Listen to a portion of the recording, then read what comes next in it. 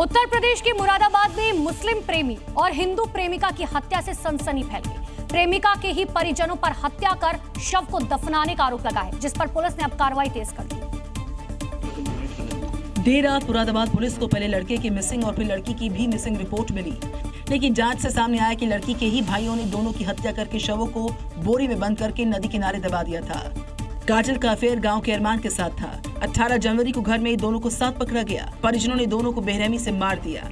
शवों को गांगन नदी किनारे दफना दिया गया। युवती के भाइयों के द्वारा दोनों की हत्या कर दी गई है और उसके भाइयों से जब पूछताछ की गई तो उनकी निशानदेही पर और दोनों के शवों को बरामद किया गया। घटना में इस्तेमाल किया गया फावड़ा भी पुलिस ने बरामद कर लिया है। मृतक प्रेमी के परिजनों की तहरीर पर पुलिस ने प्रेमिका के 3 भाइयों के खिलाफ केस दर्ज कर दिया। 2 भाइयों को गिरफ्तार किया गया, तीसरे की तलाश जारी है। गणतंत्र दिवस से पहले जम्मू कश्मीर के अखनूर में बड़ा सर्च ऑपरेशन चलाया जा रहा है। 2 से 3 संदिग्धों के दिखने के बाद सुरक्षा बल अब घर घर जाकर तलाशी कर रहे हैं। सवाल उठ रहा है कि कहीं आतंकी गणतंत्र दिवस से पहले किसी बड़ी साजिश की फिराक में तो नहीं। आतंकियों के दिखने के बाद सुरक्षा बल घर घर जाकर लोगों के दस्तावेज जांच रहे हैं ताकि संदिग्धों की पहचान की जा सके। जम्मू कश्मीर पुलिस और एसओजी के जवान नदी नाले और जंगली इलाकों में सर्च ऑपरेशन चला रहे हैं और संदिग्धों की तलाश में जुटे हैं।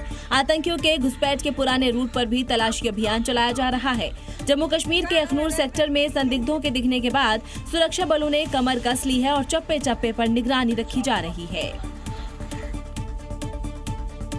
गणतंत्र दिवस परेड के दौरान आतंकी हमले के इनपुट के बाद दिल्ली पुलिस अलर्ट मोड पर है। इस बार पुलिस वाले हाईटेक नजर आएंगे क्योंकि उन्हें फेशियल रिकॉग्निशन सिस्टम से जुड़े हुए खास किस्म के चश्मे दिए गए हैं,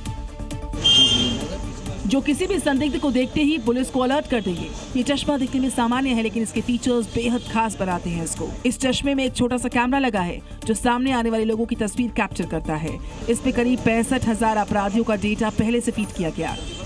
घूमते फिरते आउटर सर्कल में भी संदिग्धों की पहचान की जा सकती है। किस तरीके से ये खास चश्मे काम करते हैं ये आप ये देख सकते हैं कि लगातार ये चश्मा पहन के जो भी इसके अंदर डेटा फीड है और वो इस मोबाइल के साथ अटैच्ड है। इस चश्मे की खासियत ये भी है कि चश्मा AI बेस्ड और इसके जरिए अपनी पहचान छिपाने वाले अपराधियों की 20 पुरानी तस्वीरों को भी AI की मदद से पहचान सकता है। सारे जो कैमरेज हैं हमारे CCTV कैमराज, उसके अंदर वीडियो एनालिटिक्स और FRS रहेगा। वीडियो एनालिटिक्स के डिफरेंट प्रकार होते हैं, उनका भी इस्तेमाल किया जाएगा।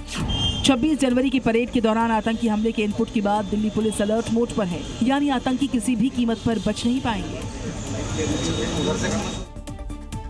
KGMU धर्मांतरण मामले में आरोपी रमीज के लैपटॉप से नया खुलासा हुआ। फोरेंसिक जांच में रमीज के लैपटॉप से आपत्तिजनक डेटा बरामद किया गया। जांच एजेंसियों ने रमीज के लैपटॉप का डेटा रिकवर किया तो आंखें फटी रह गई। आरोपी रमीज सिर्फ धर्मांतरण गैंग का हिस्सा नहीं था, बल्कि वो लड़कियों को फंसाकर उनके अश्लील वीडियो बना लेता था, ब्लैकमेलिंग करता था। फोरेंसिक जांच में रमीज के लैपटॉप से बड़ी मात्रा में आपत्तिजनक डेटा बरामद हुआ। इसमें हिंदू लड़कियों के नंबर और वीडियो मिले। लैपटॉप से बरामद अश्लील तस्वीरें आगरा की लड़कियों की बताई जा रही हैं। पुलिस जांच में जुटी है कि तस्वीरें कहीं वायरल तो नहीं की गई। मामले की जांच पूरी होने के बाद पुलिस IT एक्ट की धाराएं भी जोड़ सकती है। संभल हिंसा के मास्टरमाइंड शारिक साठा की संपत्ति कुर्क होने के बाद संभल पुलिस एक नई कवायद में जुट गई। जल्द ही शारिक साठा के खिलाफ रेड कॉर्नर नोटिस जारी करने की प्रक्रिया शुरू कर उसे जेल की सलाखों के पीछे पहुंचाने का प्लान तैयार है। संभल जिले में नवंबर 2024 में हुई हिंसा के मास्टरमाइंड शारिक साठा पर प्रशासन ने शिकंजा कसना शुरू कर दिया। एक तरफ साठा के काले साम्राज्य की एक अवैध संपत्ति कुर्क की जा रही है, तो दूसरी तरफ मुनीर के SP आधे को भारत वापस लाने की तैयारी पूरी है। शारिक साठा एक ऐसा अपराधी है जो लेट 90s से पिछले 25-26 सालों से इसका लंबा क्रिमिनल हिस्ट्री रही है। उसके ऊपर 69 मुकदमे जो कि जनपद संभल की पुलिस को ज्ञात है। शारिक साठा 2020 से भारत से बाहर है, फर्जी पासपोर्ट बनाकर दुबई में छिपा है।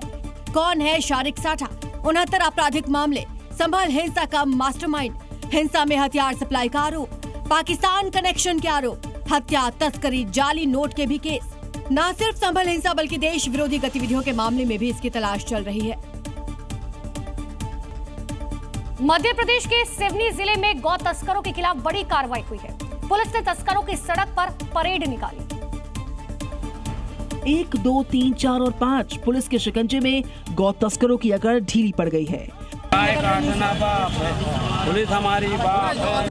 मध्य प्रदेश के मोहन फोर्स ने गौ तस्करों को कड़ा सबक सिखाया। सिवनी शहर में सड़क पर तस्करों की परेड निकाली गई। गिरफ्तार आरोपियों का जुलूस निकालकर न्यायालय में पेश किया गया। जुलूस के दौरान पुलिस ने आरोपियों से नारे भी लगवाए। पुलिस हमारी बात है। पुलिस ने आरोपियों के पास से एक कार, गौवंश वध में इस्तेमाल किए गए धारदार और औजार बरामद किए। शहर में गौ तस्करों के खिलाफ ये कार्रवाई सख्त संदेश माना जा रहा है। आंध्र प्रदेश के नांदयाल जिले में एक पैसेंजर बस और कंटेनर में भीषण टक्कर हुई। इस हादसे में 3 लोगों की जलकर मौत हो गई। आग की ऊंची ऊंची उठती लपटें और हाईवे पर मची अफरा तफरी। बस में भयंकर आग से कोहराम मचा है।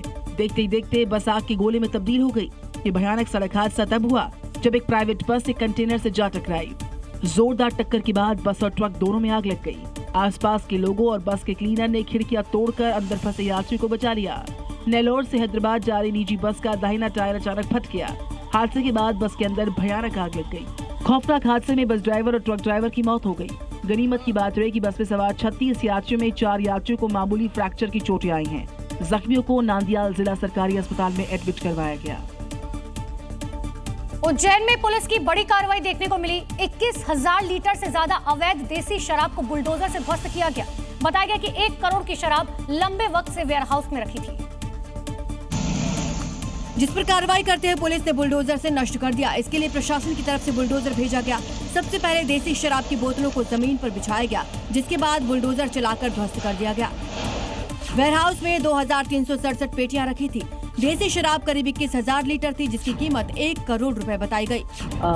उज्जैन जिले में कल मदिरा का नष्टीकरण हुआ है। लगभग 5 वेयरहाउसेस से देशी मदिरा जो थी उसका नष्टीकरण किया गया, जो कि लगभग 2100 पेटियां थी, लगभग 23,000 बल्क लीटर, और जिसकी कुल कीमत लगभग 94 लाख थी। कार्रवाई के दौरान आबकारी और राजस्व विभाग के ऑफिसर मौजूद रहे। बताया गया कि तराना, उज्जैन, खाचरौद, महिदपुर और बड़नगर के वेयरहाउस में पुराना स्टॉक रखा था।